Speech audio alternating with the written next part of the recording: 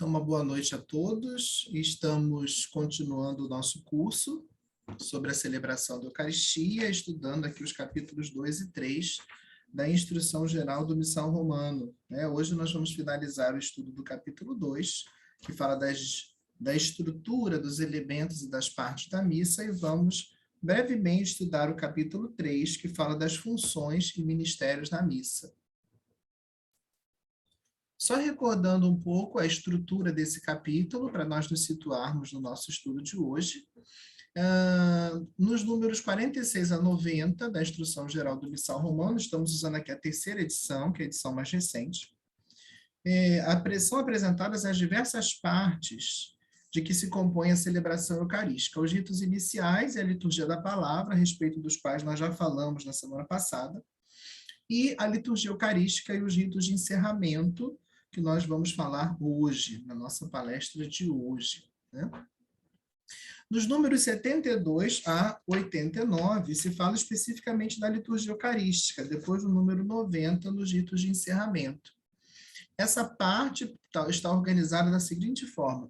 Primeiro, há uma introdução, no número 72, que nós vamos ler e vamos comentar um pouco o que esse número 72 diz. Depois são apresentadas as diversas partes da liturgia eucarística, a preparação dos dons, a oração sobre as oferendas, a oração eucarística, A oração eucarística é nos números 78 e 79. Aqui no slide saiu 78 e 789, mas é 78 e 79. E depois o rito da comunhão, nas suas diversas partes, oração do Senhor, rito da paz, a fração do pão e a comunhão, lá dos números 80 até o número 89 da Instrução Geral do Missal Romano. Depois nós vamos comentar no capítulo 3º as funções, as diversas funções e ministérios na missa. O número 72 introduz essa parte que fala da liturgia eucarística, dizendo que a celebração da liturgia eucarística, são dois pilares sobre os quais se sustenta a celebração, a liturgia da palavra e a liturgia eucarística. E a celebração da liturgia eucarística, vai afirmar o número 72 da IGMR, ela foi disposta de modo a corresponder às palavras e aos gestos do Cristo. De que forma?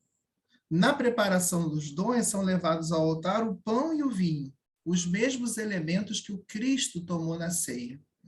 Então, na liturgia eucarística, nós usamos como a matéria do sacramento o pão e o vinho, aqueles mesmos elementos que o Cristo tomou na última ceia. Desse pano de fundo bíblico, tanto já lá no Antigo, quanto sobretudo no Novo Testamento, na última ceia, que esses elementos tomam o seu significado. Por isso, eles não são substituídos por outros na celebração do sacramento. Depois, a oração eucarística é a grande ação de graças ao Pai, pelo Filho e no Espírito Santo, por toda a obra da salvação. É nela que as oferendas tornam-se o corpo e o sangue do Senhor. Durante a oração eucarística que nós temos ali, o momento da consagração. Então, esse grande corpo, que é a oração eucarística, terminada a oração eucarística, nós temos ali as oferendas que se tornaram agora o corpo e o sangue de Cristo. Aquela singela oferta de pão e vinho torna-se para nós o corpo e o sangue de Cristo. E os fiéis tornam-se um só corpo pela comunhão no mesmo pão e no mesmo cálice. Assim diz a IGMR. Pela fração do pão e pela comunhão, os fiéis, embora muitos, recebem o corpo e o sangue do Senhor de um só pão e de um só cálice, do mesmo modo como os apóstolos das mãos do próprio Cristo. Então, isso só para corroborar a afirmação que nós vimos do slide anterior, que a liturgia eucarística foi disposta de modo a corresponder às palavras e aos gestos do Cristo. São apresentados os mesmos elementos que ele apresentou, o pão e o vinho. A oração eucarística é a grande ação de graças ao Pai pelo Filho do Espírito, o Filho que fez de toda a sua vida uma grande doxologia ao Pai, e os fiéis se tornam um só corpo pela comunhão no mesmo pão e no mesmo cálice, assim como os apóstolos que comungaram ali das mãos do próprio Senhor, quando celebraram com ele a última ceia. Os números 73 a 76 falam da preparação dos dons, como que esse momento deve ser organizado dentro da celebração. E são apontados aqui alguns elementos que nós vamos comentar. Na liturgia eucarística, né, toda a celebração gira em torno do altar ou da mesa do Senhor. Ele é o centro da liturgia eucarística. Assim como na liturgia da palavra, nós nos voltamos para o ambão, né, para o lugar da proclamação da palavra, na liturgia eucarística nós nos voltamos para o altar. Ele pode, às vezes, não estar fisicamente no centro da igreja, né? Como algumas igrejas, como na Basílica de Aparecida, o altar está ali no centro. Às vezes, dependendo do formato da nossa igreja, ele está ao fundo, mas ele é o centro para onde converge a nossa atenção durante a liturgia eucarística, né? Ele é também chamado de mesa do Senhor, né? Altar ou mesa do Senhor, diz a IGMR. Essa expressão mesa do Senhor para se referir ao altar é uma expressão que já aparece no Antigo Testamento, nos profetas. Por exemplo, o profeta Ezequiel, o profeta Malaquias usam essa expressão mesa do Senhor para se referir ao altar. O número 73 da IGMR fala o que se deve colocar sobre o altar na preparação dos dons, né? O corporal, o purificatório, o missal ou o cálice. No nosso missal, ali, nas letrinhas em vermelho, que nós chamamos de pré-notanda do missal, que são as indicações de como se deve proceder em cada rito, né? Fala-se do corporal, do sanguíneo, do cálice e do missal, aquilo que deve ser preparado para a apresentação dos dons. Para esse momento, deve-se valorizar a procissão com o pão e o vinho que serão consagrados. É muito importante que, particularmente na celebração dominical, claro, agora a gente está vivendo tudo um pouco diferente por causa desses tempos de pandemia, os deslocamentos dentro do templo são mais reduzidos, né? Nós não temos tido nem procissão de comunhão, nem procissão de ofertas, né? Mas, quando todas essas coisas passarem, né, é interessante valorizar esse momento da procissão com o pão e o vinho que serão consagrados, porque esse é o verdadeiro ofertório, né? Aquela coleta financeira, ela tem um sentido ali dentro da celebração, porque, claro, a comunidade hoje vive de uma outra forma, não vai cada um apresentar o que é necessário para a subsistência daquela comunidade, né? Mas a verdadeira oferta, que vai se tornar o corpo e o sangue do Senhor, é o pão e o vinho, né? Por isso eles devem ser apresentados e o ideal é que eles sejam, pelo menos na missa dominical, né, levados em procissão, né? A procissão das oferendas e a oferta dos dons em si pelo sacerdote pode ser acompanhada por um canto, o canto do ofertório. Quando não há canto, a fórmula em silêncio, a fórmula feita em silêncio pelo que preside, pode ser feita em voz alta e a comunidade responde, bendito seja Deus para sempre. Quando há canto de ofertório, geralmente o sacerdote faz em silêncio a apresentação dos dons, né? E a comunidade acompanha com o canto. Quando não há canto, essa oração pode ser feita, então, em voz alta, né? Bendito sejais, Senhor Deus do universo, pelo pão que recebemos de vossa bondade, fruto da terra e do trabalho humano, que agora vos apresentamos e que para nós se vai tornar pão da vida. E a comunidade, então, responde com uma aclamação, o bendito seja Deus para sempre. Quando se utiliza incenso nessas celebrações, sobretudo numa celebração dominical ou numa celebração mais solene, embora o incenso possa ser usado em qualquer celebração, né? São incensadas as oferendas, a cruz e o próprio altar, né? A incensação do altar aqui é uma continuação da incensação das próprias oferendas, né? Ou ela está sobre o altar e é incensada logo depois das oferendas, ou quando é uma cruz que está fora do altar, pendente, ou já fixada no presbitério, ou na lateral, ou uma cruz processional que é deixada durante a celebração da Eucaristia junto ao altar, ela é incensada quando se passa por ela, né? Depois também o ministro que preside, com celebrantes, se houver, e o povo são incensados, né? O incenso aqui é símbolo da oferta e da oração da igreja que sobem até junto de Deus. E é também um reconhecimento da presença do sagrado naquelas realidades, né? E toda essa preparação dos dons se conclui com a oração sobre as oferendas, né? Esse é o primeiro momento da liturgia eucarística.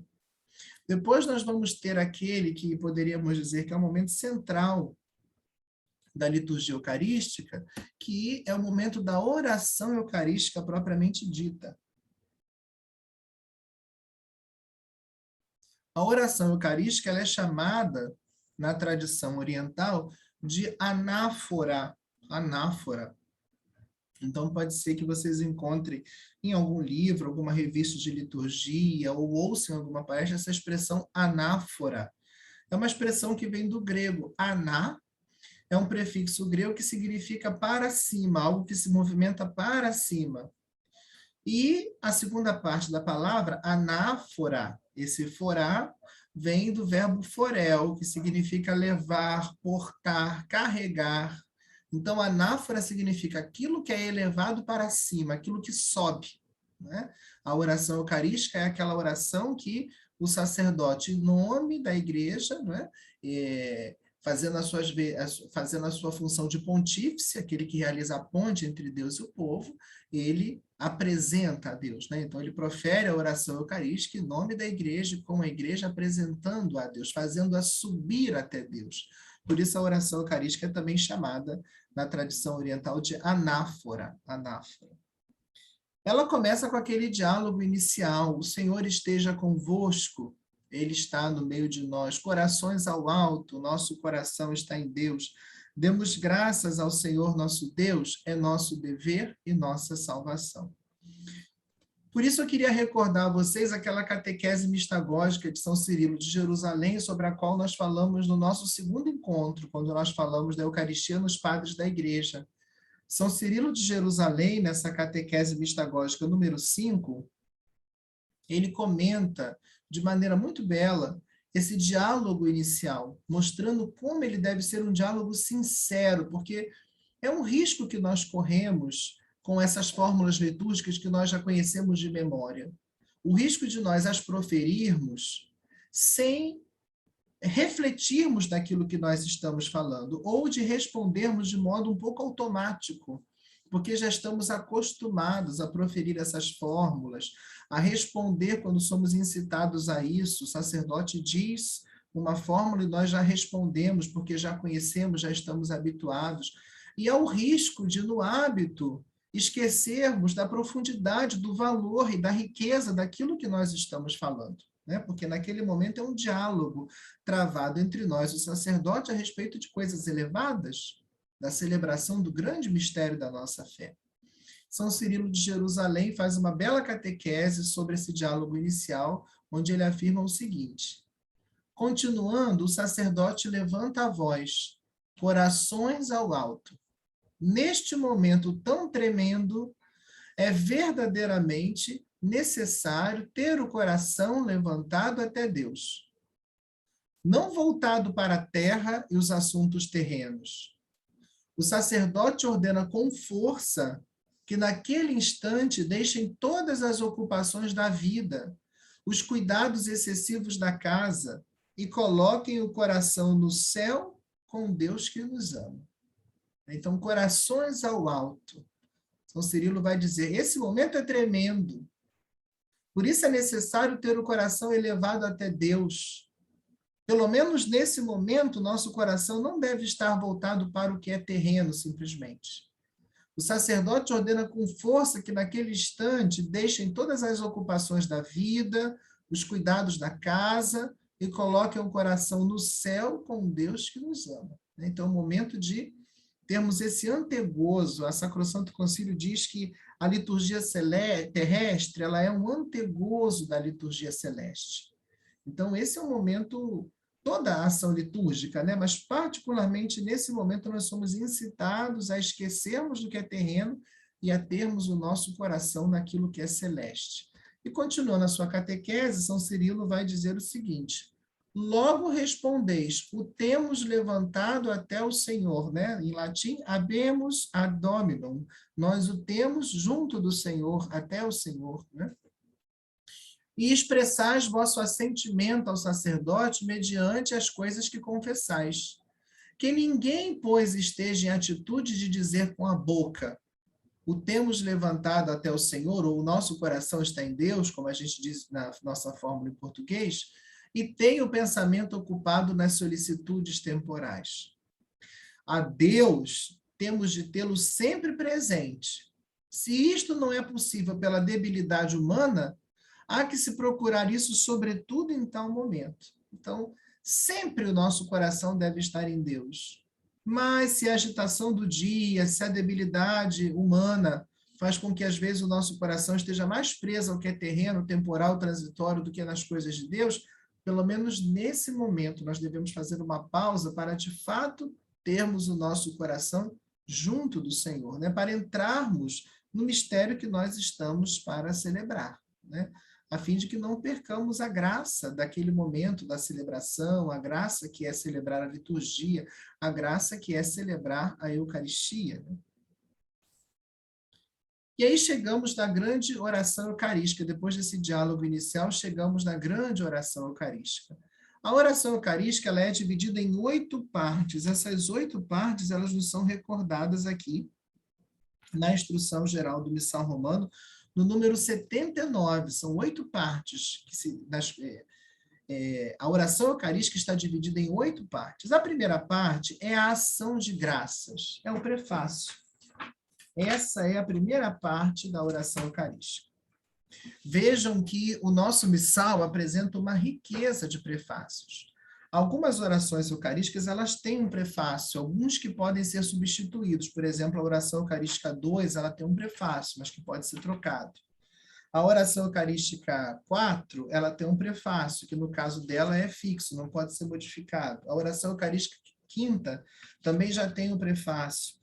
Aquelas outras para diversas circunstâncias, né, também tem um prefácio próprio. Mas a primeira, a segunda e a terceira, né, a primeira e a terceira não tem prefácio, e a segunda tem um prefácio que pode ser mudado. Elas podem ser utilizadas com a imensa riqueza de prefácios que o nosso missal oferece. Olha, prefácios para os dias de semana do tempo comum, prefácios para os domingos do tempo comum, prefácios para o advento, para o Natal, para a Quaresma, para a Páscoa, para as celebrações dos santos, dos mártires, das virgens, de Maria, dos fiéis defuntos. Então, para cada celebração, para cada mistério diferente que estamos celebrando, ou cada aspecto diferente do mistério da Páscoa de Cristo, ou cada fase diferente do tempo litúrgico, nós temos prefácios próprios, que expressam a riqueza do tempo, a riqueza da festa, a riqueza daquele aspecto do mistério pascal que está sendo incentivado. E o prefácio, ele se apresenta como uma grande berahá, né? No primeiro dia nós falamos da Eucaristia e a oração de louvor, a berahá, né? O prefácio se apresenta como uma grande oração de louvor, como uma grande berahá, como uma grande ação de graças, né? Na verdade, eu estou lendo aqui o prefácio da oração eucarística 2. Na verdade, é justo e necessário. É nosso dever e salvação dar-vos graças, sempre em todo lugar, Senhor Pai Santo, Deus Eterno, Todo-Poderoso, por Cristo Senhor nosso. A grande diferença da berahá cristã para a berahá judaica é que a berahá cristã, a ação de graças cristã, é sempre o louvor ao Pai pelo Filho no Espírito, né? Enquanto normalmente na oração de berahá judaica se diz: bendito sejas tu, Senhor nosso Deus, Criador do mundo, por tal realidade, na ação de graças cristã sempre dizemos: bendito seja Deus, né, por tal coisa, por Cristo no Espírito Santo. E aí o prefácio da oração eucarística continua falando do Cristo. Ela é dirigida ao Pai sempre, que a oração litúrgica é sempre dirigida ao Pai pelo Filho no Espírito. Mas aqui, dirigindo ao Pai, a oração eucarística continua falando a respeito do mistério do Cristo. Ele é a vossa palavra viva, pela qual tudo criastes. Ele é o nosso Salvador e Redentor, verdadeiro homem, concebido do Espírito Santo e nascido da Virgem Maria. Ele, para cumprir a vossa vontade, reunir um povo santo em vosso louvor, estendeu os braços na hora da sua paixão, a fim de vencer a morte e manifestar a ressurreição. Por ele os anjos celebram vossa grandeza e os santos proclamam vossa glória. Concedei-nos também a nós associar-nos a seus louvores, cantando ou dizendo a uma só voz. Vejam como a primeira parte da oração eucarística é uma síntese cristológica da nossa fé. Como a oração litúrgica, esses textos que nós chamamos de textos eucológicos, que vem da palavra euké, no grego. Euké é oração, ou euré, oração. Então, eucologia, textos eucológicos, são textos litúrgicos fixos de oração, que não são bíblicos, né? Não é como as leituras bíblicas, mas que são textos fixos, como o prefácio, a oração eucarística em si, enfim, a bênção da água batismal, não é isso? A bênção do óleo, a bênção do óleo da unção, as bênçãos presentes no ritual de bênçãos, né? Então, aqui a gente vê como, embora não seja um trecho da Escritura, como respira a Escritura, a oração ecológica. Ele é a vossa palavra viva, né? A gente logo se lembra do prólogo de João, pela qual tudo criastes. No princípio era o verbo estava junto com Deus, e tudo foi feito por meio dele. Ele é o nosso Salvador, verdadeiro homem, concebido do Espírito Santo, nascido da Virgem Maria, depois faz referência ao mistério da sua paixão. Então, tudo está sintetizado aqui nessa ação de graças, né? A instrução geral diz: a ação de graças, expressa principalmente no prefácio, em que o sacerdote, em nome de todo o povo santo, glorifica a Deus Pai e lhe rende graças por toda a obra da salvação, ou por um dos seus aspectos, de acordo com o dia, a festa ou o tempo, né? Os prefácios variam de acordo com o dia, a festa ou o tempo. A segunda parte é a aclamação, o canto do santo, que nos recorda lá a vocação de Isaías, né? Quando ele vê os anjos que diante do trono de Deus dizem santo, santo, santo, né? Então esse canto dos anjos é colocado também nos nossos lábios, né? O céu e a terra proclamam vossa glória. Depois aquele trecho, Hosana nas alturas, né? Bendito que vem o nome do Senhor, Hosana nas alturas. É aquele trecho do Salmo, né? A expressão Hosana, ela foi tirada do Antigo Testamento hebraico e se tornou uma espécie de neologismo no grego e passou para nós também a partir do latim, mas ela deriva da expressão hebraica Hoshianá, que significa salva-nos, né? Vem nosso auxílio, salva-nos, né? É o verbo yachá, salvar, né? Então, esse cântico é a aclamação, a segunda parte da oração eucarística, né? A aclamação pela qual toda a Assembleia, unindo-se aos Espíritos Celestes, canta o Santo. Esta aclamação parte da própria oração eucarística proferida por todo o povo com o sacerdote.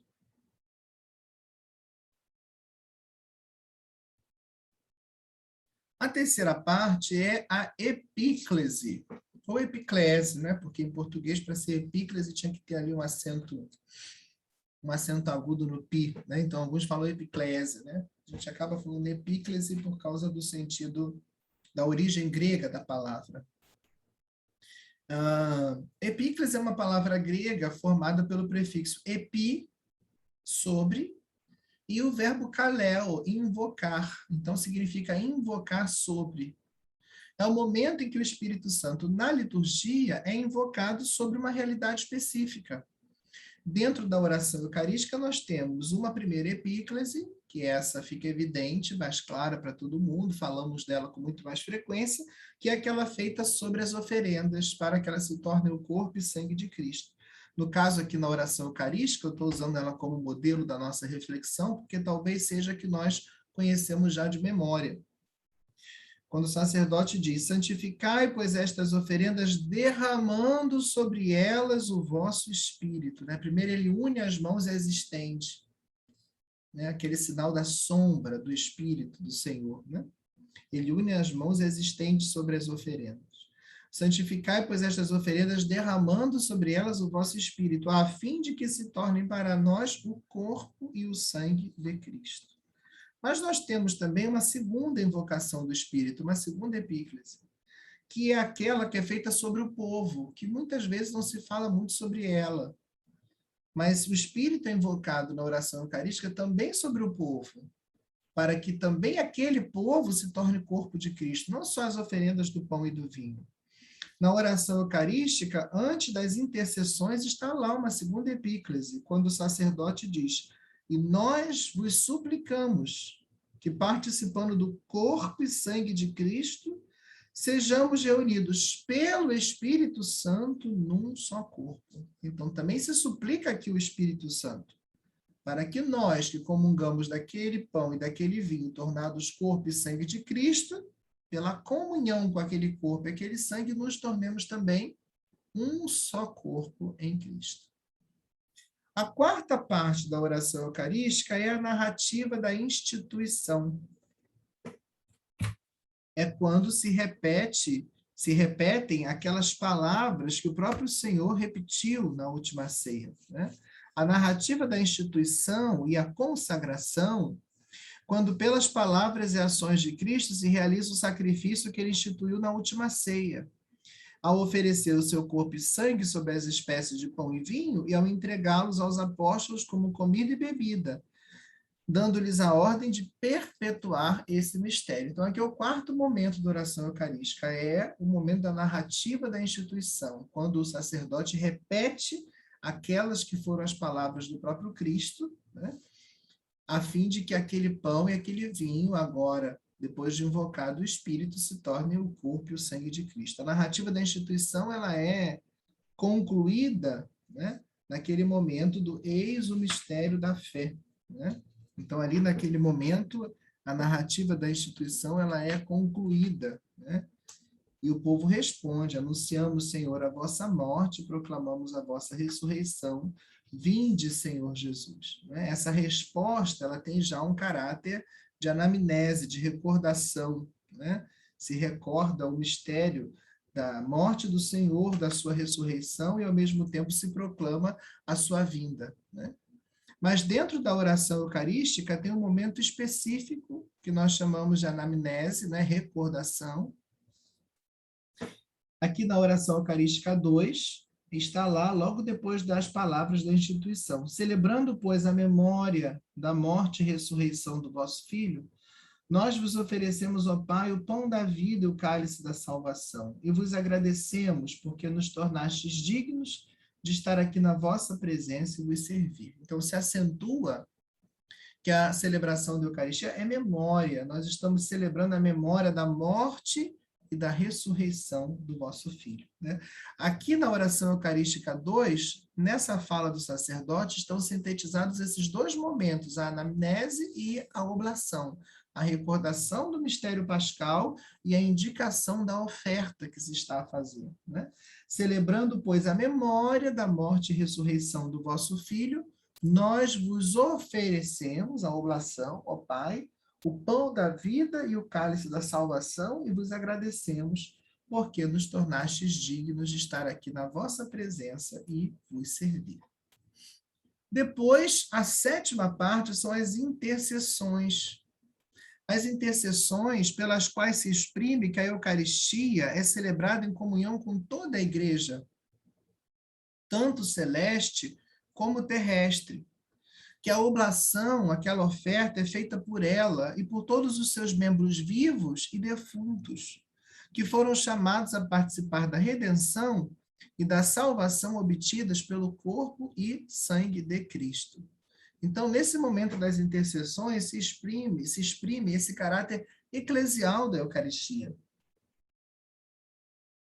Mesmo se o sacerdote celebra individualmente, ele está sempre celebrando em comunhão com a igreja, tanto a igreja celeste quanto a igreja terrestre.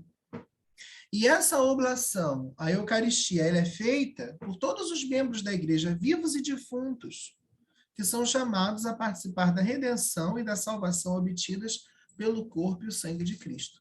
Aqui a gente vê como é interessante, né? Às vezes, na celebração, as pessoas são muito fixadas no pronunciar o nome da pessoa que faleceu, em que se leia, às vezes até repetidas vezes, o nome daquela pessoa falecida, quase como que se o pronunciar o nome daquela pessoa fizesse com que a graça daquele sacramento a atingisse, né, de maneira mais elevada.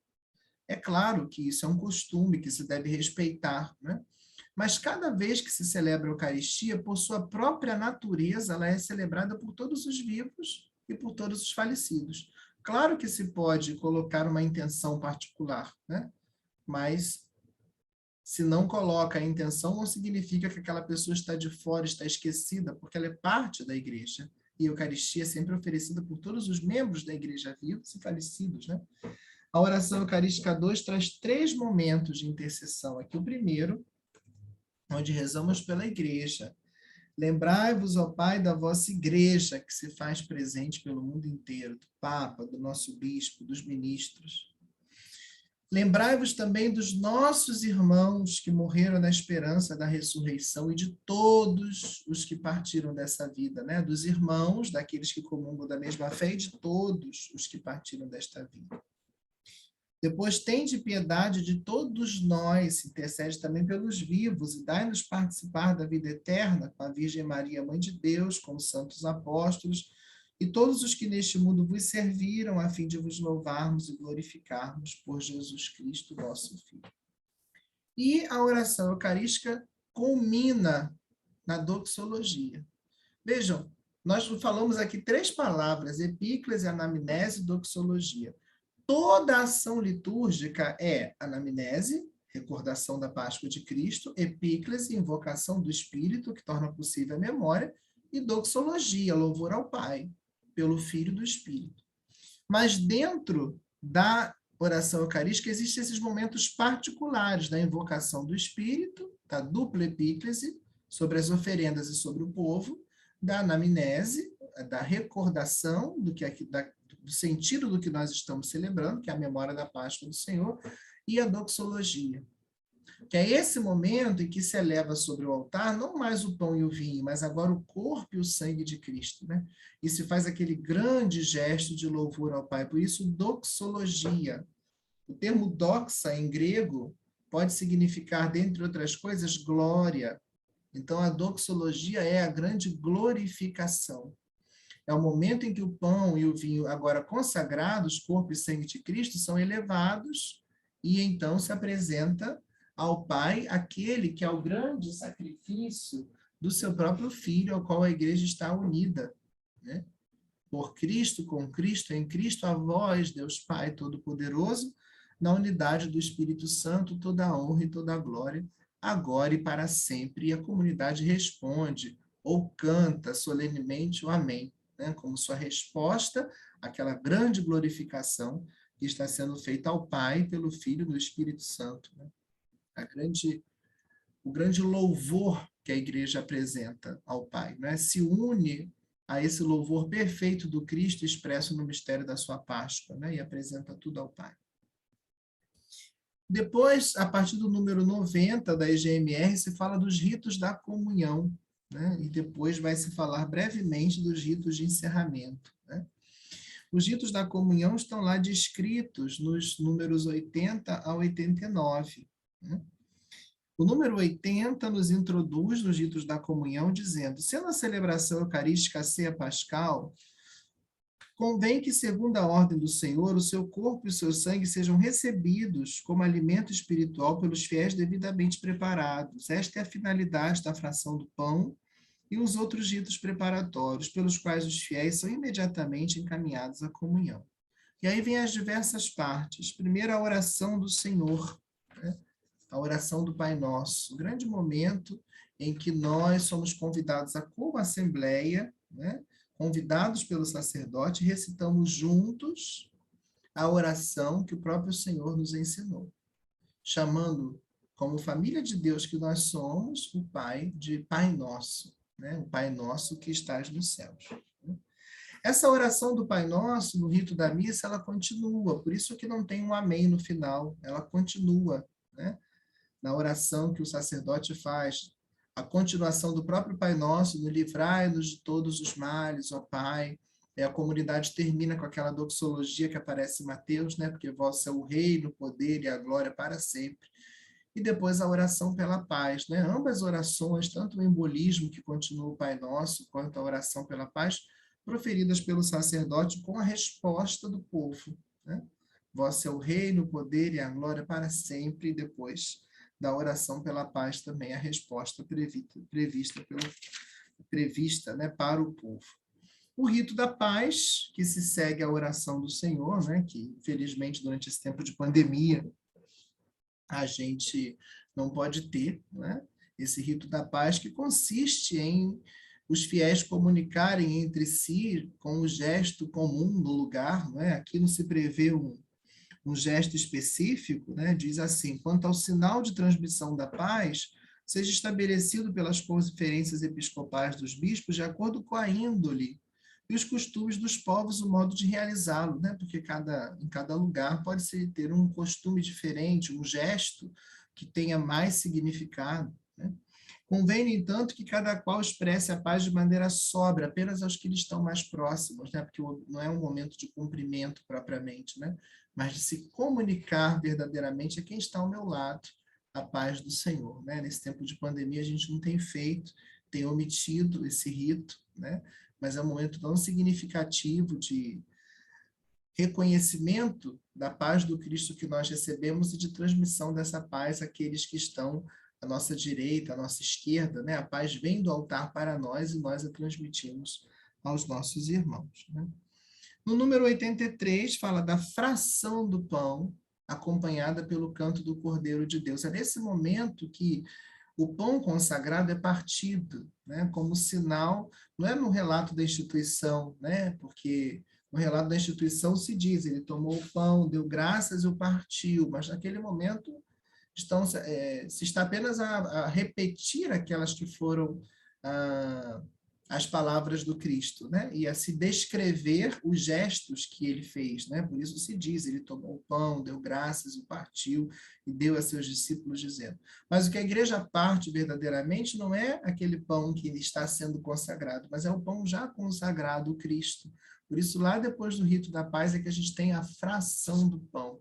Essa expressão, que biblicamente é tão cheia de significado, né? Porque no Novo Testamento a expressão fração do pão designa a celebração da Eucaristia. Os fiéis eram unânimes ao ensinamento dos apóstolos, a fração do pão e as orações. Naquele momento é o próprio Cristo partido e que depois é recebido pelos fiéis. Claro que agora, com as comunidades grandes, como nós temos com a graça de Deus, não é um pão único que é partido para todos, né? Em alguns lugares se fazia assim, ou em comunidades pequenas, né? Aquela única hóstia consagrada é partida e dada a todos. Então, o sinal fica mais visível de que estamos comungando de um único Cristo, né? Que está inteiro, quer no todo, quer na parte. Mas nas nossas comunidades, claro, por caráter prático, né, e devido ao grande número de pessoas, usamos aquelas hóstias, mas é importante sempre termos presente que é o único Cristo que nós estamos comungando, presente inteiro em cada uma daquelas hóstias e presente inteiro em todas elas, né? Por isso nós nos tornamos um só corpo em Cristo. Depois a instrução geral dedica alguns números para falar da comunhão, né? Os números 84 até o número 89. Né? Eu vou ler aqui alguns pontos. Por exemplo, o número 85, número 86, assim: enquanto o sacerdote recebe o sacramento, entoa-se o canto da comunhão, que exprime pela unidade das vozes a união espiritual dos comungantes. Demonstra a alegria dos corações e realça mais a índole comunitária da procissão para receber a Eucaristia. O canto prolonga-se enquanto se ministra a comunhão aos fiéis, havendo, porém, um hino após a comunhão, encerre-se em tempo o canto da comunhão. Duas coisas importantes que se fala aqui. Primeiro, um canto de comunhão que possa ser entoado pela comunidade como um todo, né? Aqui, o canto litúrgico é diferente do canto de apresentação, sem aqui entrar em pormenores sobre o canto, né? O canto de apresentação é aquele em que a gente assiste a uma pessoa, a um grupo que entoa um canto. Mas o canto litúrgico ele deve ser, na medida do possível, acompanhado por todos os fiéis, né? Então, um canto que a comunidade possa acompanhar para que a unidade espiritual dos comungantes se manifeste também ali por meio dessa forma de expressão, através do canto da comunhão, né? E se há um canto pós-comunhão, aqui a EGMR deixa aberto, não é uma coisa necessária, mas que se termine o canto de comunhão em tempo de haver um silêncio sagrado. Assim como lá se falava do silêncio na liturgia da palavra, aqui se fala também da importância do silêncio pós-comunhão, né? O número 88 vai reforçar esse aspecto, dizendo: para completar a oração do povo de Deus e encerrar todo o rito da comunhão, o sacerdote profere a oração, número 88, eu pulei. Terminada a distribuição da comunhão, se for oportuno, o sacerdote e os fiéis oram por algum tempo em silêncio. Se desejar, toda a assembleia pode ainda entoar um salmo ou outro canto de louvor ou hino, né? Se desejar. Mas chama-se atenção para o momento de oração silenciosa, ainda que breve, né? Vejam como o silêncio deve permear toda a celebração, tanto entre as leituras, depois da homilia, depois da comunhão, para que nós possamos, no silêncio, ouvir aquilo que Deus tem a nos dizer e nos conscientizarmos do mistério. Ouvimos a leitura, um pequeno espaço de silêncio. Terminou a proclamação do evangelho, a homilia, um espaço de silêncio, para que aquela palavra penetre em nós. Terminou a comunhão, um espaço de silêncio, para a nossa oração silenciosa, a nossa ação de graça silenciosa. Né? Tendo a comunidade adotado também uma postura comum, não precisa ninguém sair da assembleia e rezar sozinho na capela do Santíssimo, ou aqui ou ali, cada um volta para o seu lugar, e numa postura comum, adotada por todos, ali se faz em silêncio o seu momento de ação de graças, né, a Deus. Muito importante percebermos como o silêncio deve permear a celebração. Claro que a gente vive numa sociedade, às vezes, tão barulhenta, que essa maneira ruidosa de se viver penetra também as nossas celebrações. E aí passa-se a impressão de que qualquer silêncio é sinônimo de monotonia, né? Como se nós tivéssemos a necessidade de entreter as pessoas com um cântico, de preencher todos os espaços de silêncio possíveis. E é importante que as celebrações nos eduquem para o silêncio. Elas se processam dentro de um ritmo mais calmo, né? A celebração litúrgica, ela se processa dentro de um ritmo próprio, onde oração e silêncio, palavra e escuta, cântico e silêncio se articulam de maneira harmoniosa, né? Dentro de um ritmo diferente daquele que é o ritmo, talvez, que nós estamos acostumados da agitação do nosso dia a dia, ou até mesmo diferente do ritmo que possa talvez ser o ritmo de oração de um grupo que a gente participa, de um movimento que a gente frequenta. A liturgia, ela tem a sua linguagem própria, a sua maneira de ser própria, e é muito benéfico para nós, né? Devemos aprender a beber dessa fonte, né? Nos acalmando para que a liturgia, com a sua sábia conjugação de palavra e escuta, de cântico e silêncio, vá nos educando para a oração, né? Falamos e ouvimos, né? Ouvimos a Deus que nos fala e no silêncio do nosso coração respondemos a Ele.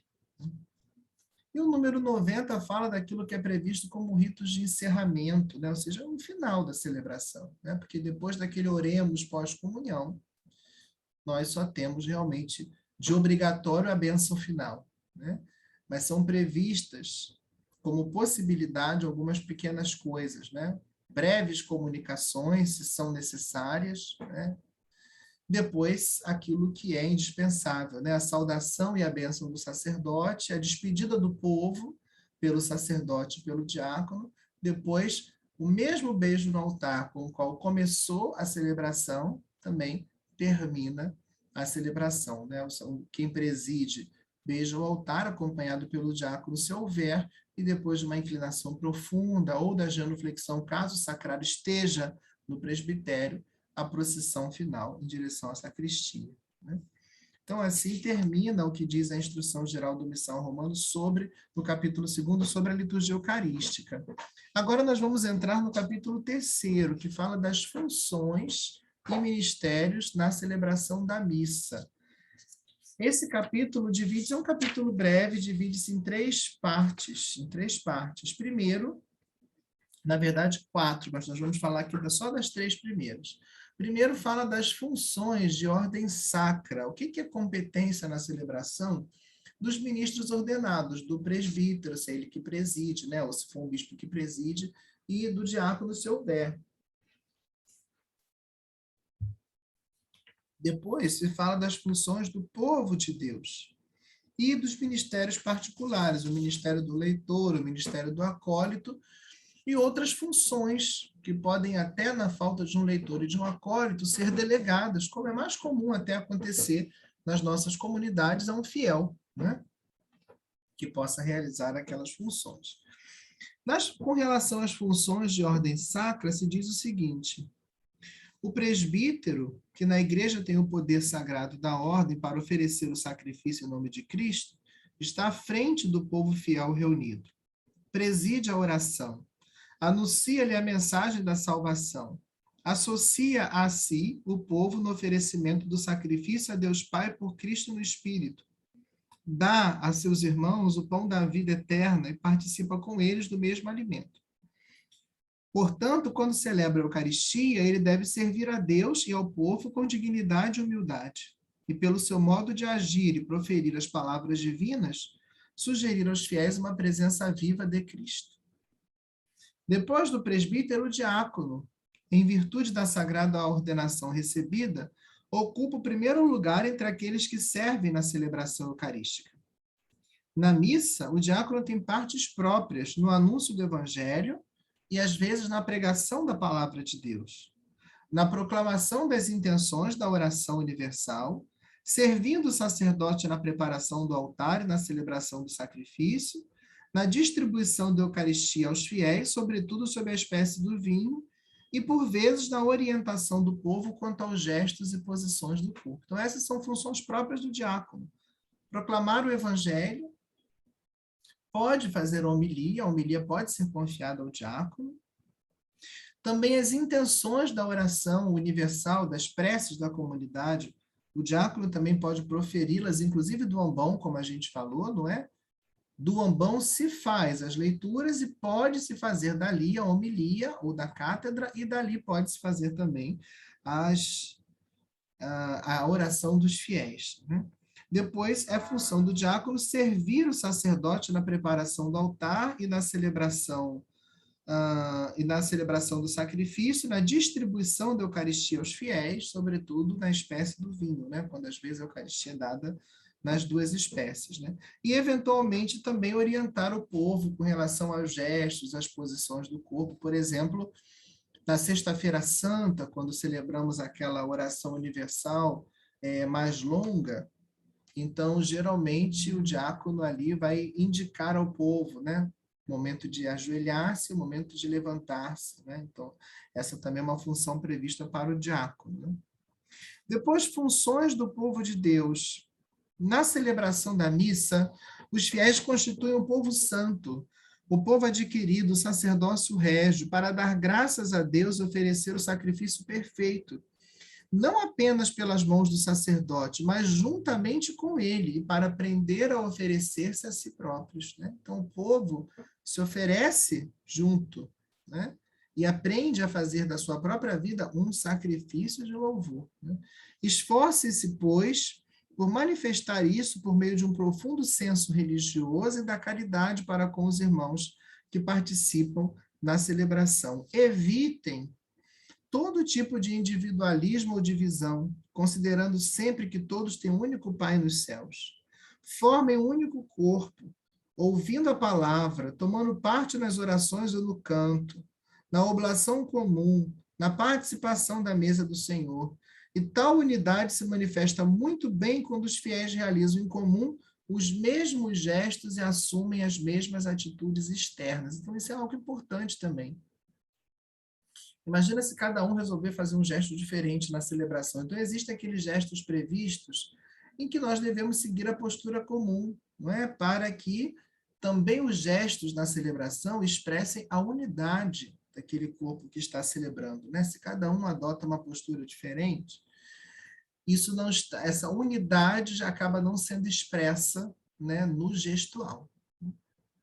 E a terceira parte, que fala dos ministérios particulares. Primeiro começa falando do leitor e do acólito instituídos, né? Então, homens podem ser instituídos para o ministério do leitor e do acólito.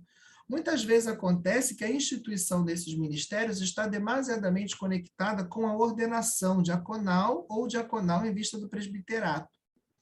Mas não é necessariamente assim. Poderíamos ter nas comunidades acólitos e leitores instituídos independentemente de serem ou não candidatos às ordens sacras, né?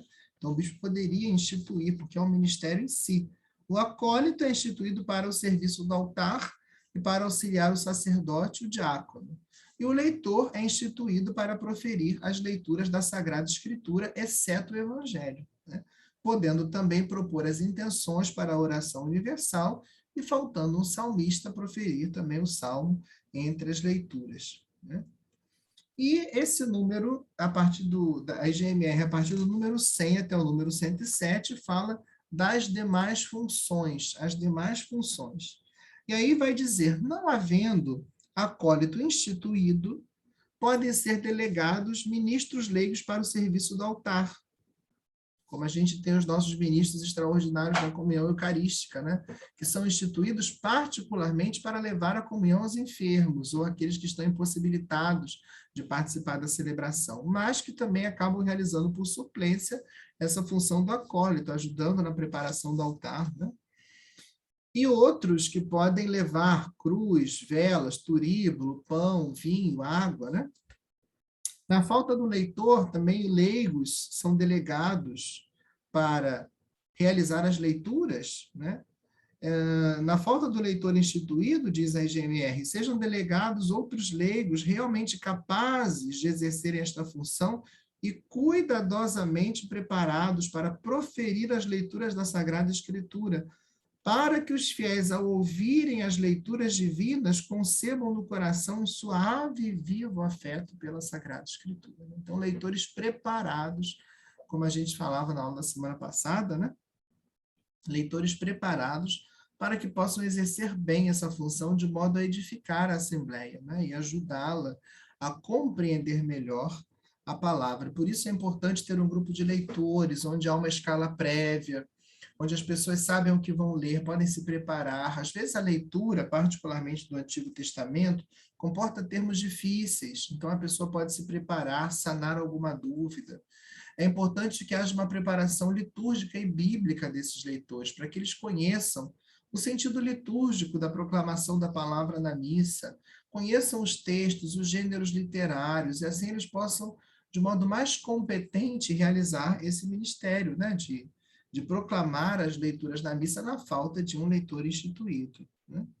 Aqui fala-se ainda de outras funções, né, que acabam sendo realizadas pelos grupos de música da nossa igreja, o salmista, o coral. Na verdade, são funções realizadas no dia a dia da nossa paróquia por aquelas pessoas que compõem, às vezes, um ministério de música, ou um coro, ou um grupo que canta, uma banda, às vezes, depende da natureza muito de cada um desses grupos, né, que acabam exercendo essas funções.